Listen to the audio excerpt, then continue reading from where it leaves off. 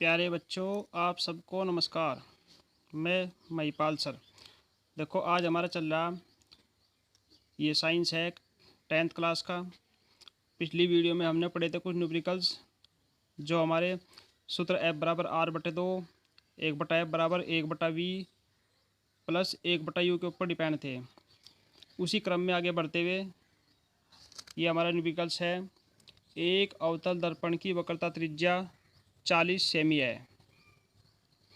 4 semi लंबी एक वस्तु दर्पण से 30 सेमी की दूरी पर रखी है।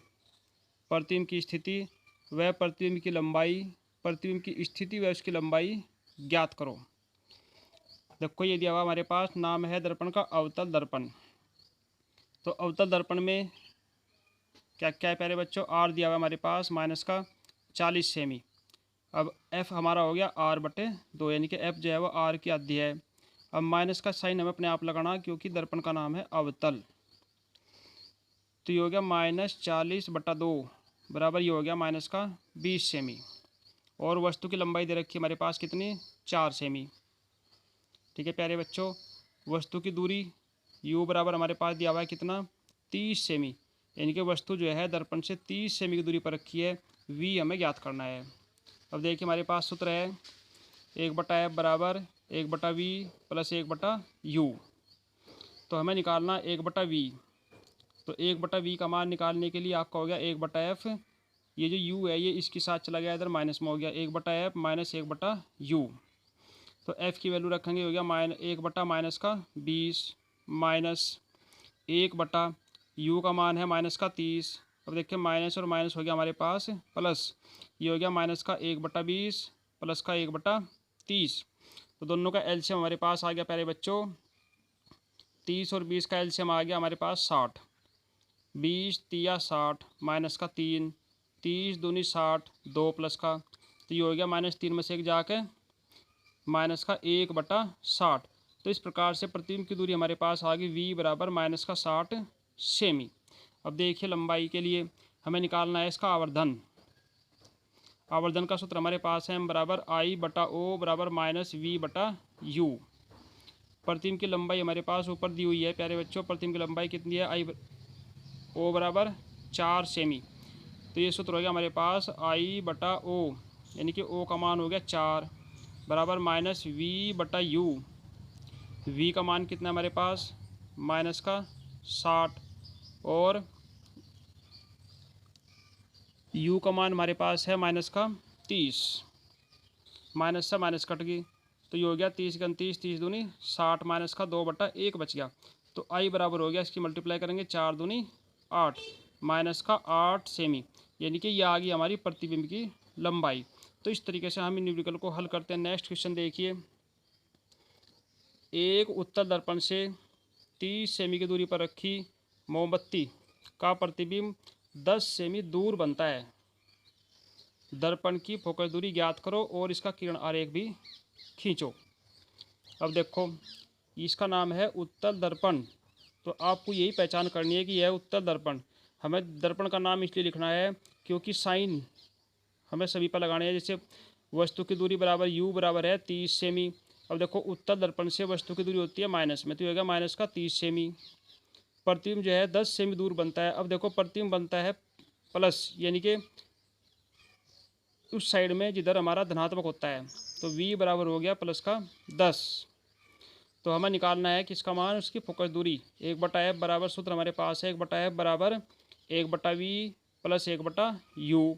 तो ये हो गया 1/10 प्लस 1/-30 प्लस माइनस हो गया हमारा माइनस का एलसीएम आ गया 30। तो 10×3 = 3 माइनस 30×30 1, 3 में से 1 जाकर हमारे पास बच गया 2। जो हो गया 1/f बराबर 2/30, 2 से कट गया 1/15।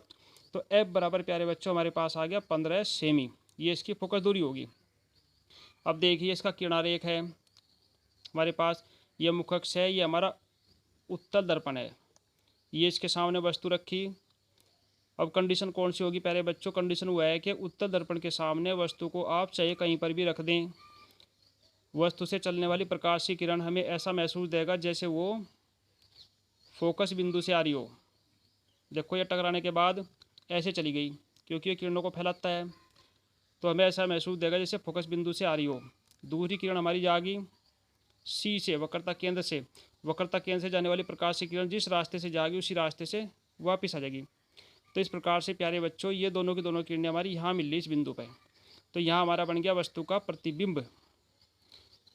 तो प्रतिबिंब कैसा बना? वस्तु से छोटा, आभासी, दर्पण के ध्रुव और फोकस के बीच बनता है।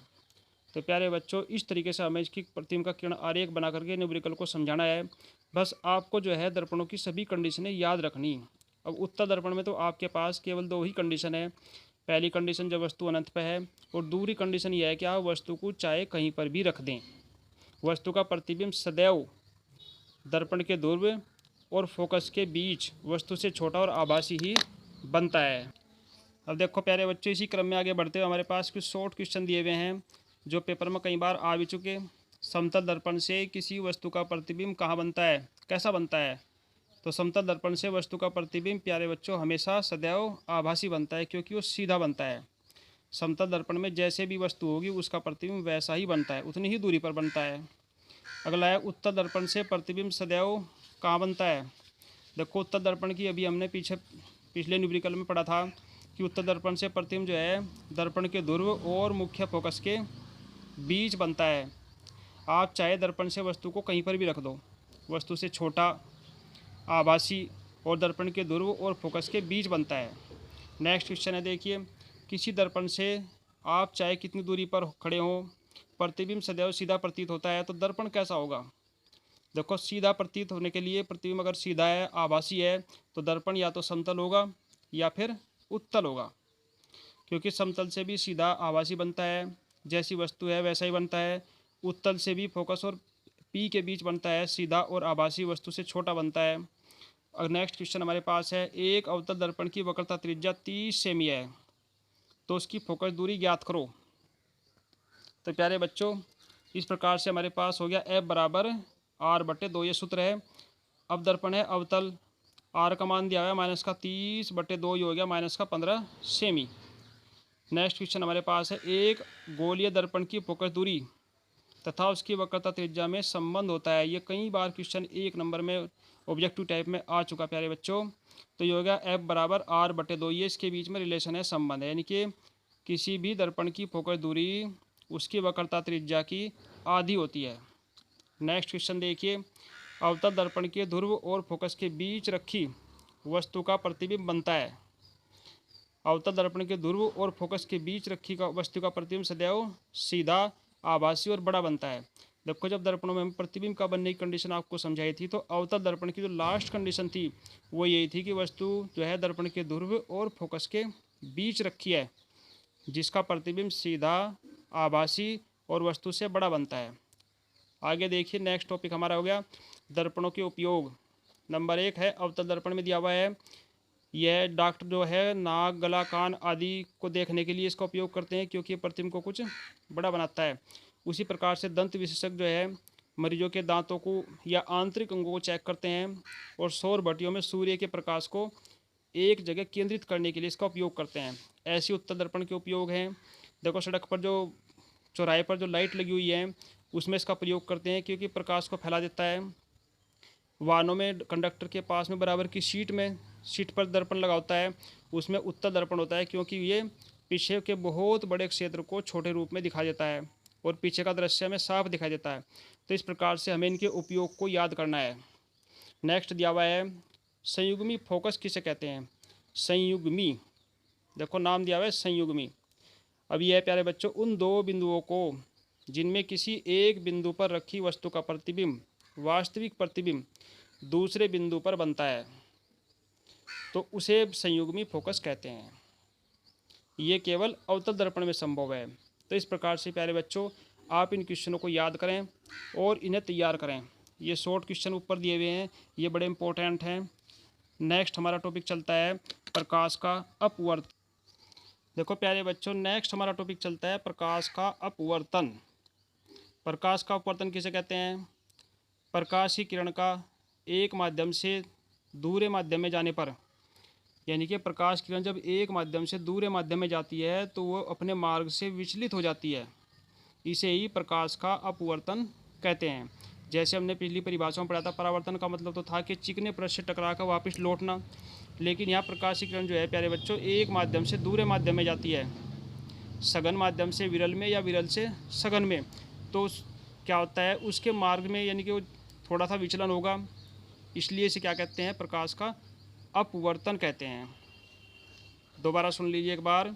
प्रकाश किरण जब एक माध्यम से दूसरे माध्यम में जाती है तो वह अपने मार्ग से विचलित हो जाती है, तो इसे प्रकाश का अपवर्तन कहते हैं। जब कोई प्रकाश किरण विरल माध्यम से सघन माध्यम में जाती है तो वह अभिलंब की ओर झुक जाती है, और जब सघन माध्यम से विरल माध्यम में जाती है तो अभिलंब से दूर हट जाती है। देखो नीचे फिगर दिए हुए, इस फिगर के माध्यम से आप समझिए। ये हमारा ऊपर है विरल माध्यम, नीचे हमारा है सब पूरा का पूरा सघन माध्यम। जैसे ऊपर वायु है, नीचे कांच है, तो ये आपतित किरण है जो विरल माध्यम से सघन माध्यम में प्रवेश करती है। तो आप देख रहे प्यारे बच्चों कि विरल माध्यम से सघन माध्यम में जब किरण प्रवेश करेगी तो वो अभिलंब की ओर थोड़ी सी इधर को झुक जाएगी। तो इस तरीके से जो है प्रकाश किरण एक माध्यम से जब दूसरे माध्यम में जा रही है तो वो अपने मार्ग से थोड़ी विचलित हो रही, इसे प्रकाश का अपवर्तन कहते हैं। तो ये जो हमारी है विरल माध्यम से सघन माध्यम में प्रकाश किरण गई तो ये अपने मार्ग से थोड़ी सी विचलित होगी, यानी कि अभिलंब की ओर झुक गई। इसी प्रकार से जब ये सघन माध्यम से, देखिए इधर चित्र है, ये हमारा ऊपर सघन माध्यम है, जब सघन माध्यम से विरल माध्यम में जाएगी, ये आपतित किरण सघन माध्यम से चली और विरल माध्यम में अपवर्तित हुई, तो इस प्रकार से विरल माध्यम में जब ये गई तो ये अभिलंब से थोड़ी दूर हट गई। तो इस प्रकार से प्यारे बच्चों ये हमारी अपवर्तन की परिभाषा में है कि जब प्रकाश किरण एक माध्यम से दूसरे माध्यम में जाती है तो वह अपने मार्ग से विचलित होती है, इसे ही प्रकाश का अपवर्तन कहते हैं। तो अब है हमारे पास अपवर्तन के नियम। जैसे हमने पीछे पढ़े थे परावर्तन के नियम, उसी प्रकार से प्यारे बच्चों हम पढ़ेंगे अपवर्तन के नियम। पहला नियम देखो इस चित्र को देखकर, यह है आपतित किरण, अपवर्तित किरण और अभिलंब तीनों के तीनों एक बिंदु पर मिलते हैं। ये हमारा परावर्तन के नियम में था, यही हमारे अपवर्तन के नियम में है, लगभग मिलते जुलते हैं। आपतित किरण, अपवर्तित किरण और अभिलंब तीनों एक ही बिंदु पर मिलती है, ये नियम नंबर 1 हो गया।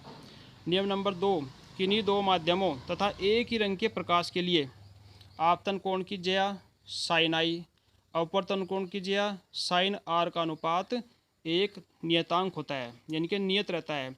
ये हमारा नियम नंबर 2 है। जो नियम नंबर 2 है साइन आई बटे साइन आर, ये हमारा अपवर्तनांक भी कहलाता है, n बराबर साइन आई बटे साइन आर। तो इस प्रकार से प्यारे बच्चों हमें इसके नियमों को याद करना है, अपवर्तन की परिभाषा और इसके नियम, ये आपके लिए बड़े ही इम्पोर्टेंट। तो नेक्स्ट टॉपिक प्यारे बच्चों हमारा चलता है लेंस। अब देखिए लेंस हमारे पास कितने प्रकार के हैं। लेंस हमारे पास 2 प्रकार के हैं, नंबर 1 उत्तल लेंस, नंबर 2 अवतल लेंस।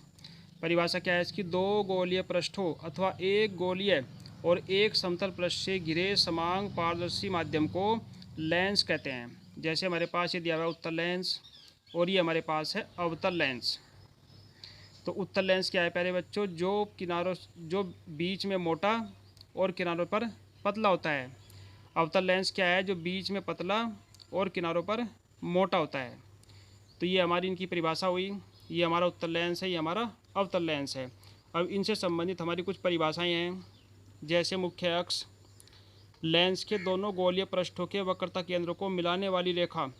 देखो जैसे हमने दर्पण में पढ़ा था, एक हिस्सा का ये हो गया, एक हिस्सा ये है किसी भी गोले का, दोनों को मिला करके हमारा बन गया एक लेंस। तो इधर वाले हिस्से का वक्रता केंद्र हमारा इधर है और इधर वाले हिस्से का वक्रता केंद्र हमारा इधर है। तो इन दोनों वक्रता केंद्र को मिलाने वाली रेखा हमारी कहलाती है लेंस की मुख्य अक्ष।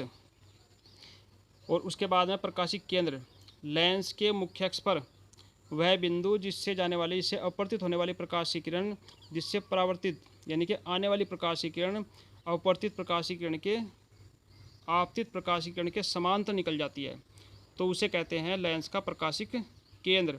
नेक्स्ट चलता है हमारा फोकस। लेंस के मुख्य अक्ष के समांतर आने वाली प्रकाशीय किरण अपवर्तन के पश्चात जिस बिंदु से जाती है, जिस बिंदु पर मिलती है, उसे लेंस का फोकस बिंदु कहते हैं। फोकस दूरी, अब देखिए चित्र हमारा दिया हुआ है इस तरीके से, ये हमारे पास उत्तल दर्पण है। तो एक बिंदु से चलने वाली प्रकाश की किरण मुख्य अक्ष के समांतर हुई, ठीक है प्यारे बच्चों, या मुख्य अक्ष के समांतर आने वाली प्रकाश की किरण किसी एक बिंदु पर मिलती हैं। तो जिस बिंदु पर मिलती हैं या जिस बिंदु से आती हुई प्रतीत होती हैं वो लेंस का फोकस बिंदु कहलाता है। फोकस बिंदु से लेंस के प्रकाशीय केंद्र की दूरी को लेंस की फोकस दूरी कहते हैं। इसी प्रकार से ये अवतल दर्पण में है, ये आने वाली प्रकाश की किरण है, अपवर्तन के पश्चात लेंस के मुख्य अक्ष के समांतर होगी। तो हमें ऐसा महसूस होता है जैसे ये किसी बिंदु से आ रही हो, तो वही बिंदु हमारा क्या कहलाता है, लेंस के फोकस बिंदु। तो इस प्रकार से प्यारे बच्चों हमें फोकस दूरी और फोकस बिंदु की परिभाषाओं को याद, तो प्यारे बच्चों इस तरीके से हमें ये लेंस से संबंधित कुछ परिभाषाएं हैं याद करनी है। मेन परिभाषा है लेंस की फोकस दूरी। तो आपने ध्यान रखना है, मुख्य अक्ष के समांतर आने वाली प्रकाश की किरण अपवर्तन के पश्चात जिस बिंदु पर मिलती हैं या जिस बिंदु से चलने वाली प्रकाश की किरण अपवर्तन के पश्चात मुख्य अक्ष के समांतर हो जाती है, उस बिंदु को लेंस का प्रथम फोकस या फोकस बिंदु कहते हैं। फोकस बिंदु से दर्पण के प्रकाशिक केंद्र की दूरी को लेंस की फोकस दूरी कहते हैं। तो इस प्रकार से आप इन्हें प्यारे बच्चों सही तरीके से याद करना। नेक्स्ट वीडियो में हम लेंगे लेंसों के द्वारा बनने वाली प्रतिबिंबों की स्थितियाँ, ये आपके लिए बहुत इम्पोर्टेंट है। तो आप जैसे बच्चों याद करो और अपने टॉपिकों को तैयार करो, वीडियो को लाइक करो प्यारे बच्चों, सब्सक्राइब करो और बेल आइकन को प्रेस करो ताकि नई वीडियो का नोटिफिकेशन आपको मिलता रहे। धन्यवाद। जय हिंद, जय भारत।